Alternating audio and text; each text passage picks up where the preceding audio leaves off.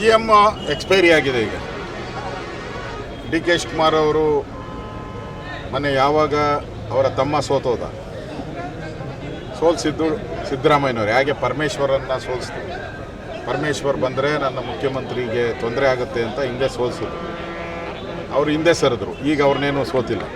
ಈಗ D K Shivakumar ಅವರ ದಿನನಿತ್ಯ ಕಾಟ ಸಿದ್ದರಾಮಯ್ಯನವರಿಗೆ, ದಿನನಿತ್ಯ ಮುಖ್ಯಮಂತ್ರಿ ಮಾಡುವಂತ, ಅದಕ್ಕೆ ಅವ್ರ ತಮ್ಮನ್ನೇ ಸೋಲಿಸ್ಬಿಟ್ರೆ ಇವ್ರ ಕಾಟ, ಇಬ್ಬರು ಕಾಟ ತಪ್ಪತೈತೆ ಅಂತೇಳಿ ಅವ್ರ ತಮ್ಮನ್ನ ಸೋತೋದು.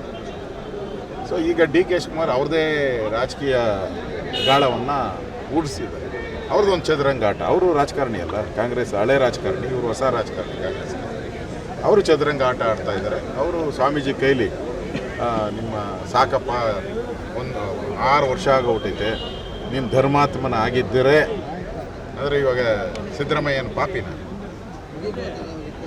ಪಾಪಿನ ಅಂತ ಧರ್ಮಾತ್ಮನ ಆಗಿದ್ದರೆ ನೀನು ರಾಜೀನಾಮೆ ಕೊಟ್ಟು ಡಿ ಕೆ ಶಿವಕುಮಾರ್ ಅವರು ಮಾಡುವಂಥ ಸ್ವಾಮೀಜಿ ಕೈಲಿ ಹೇಳಿಸಿದ್ದಾರೆ ಅಂದರೆ ಇದೆಲ್ಲ ಸೂತ್ರಧಾರ ಯಾರು ಅಂತ ಇಡೀ ರಾಜ್ಯಕ್ಕೆ ಗೊತ್ತಾಗಿದೆ.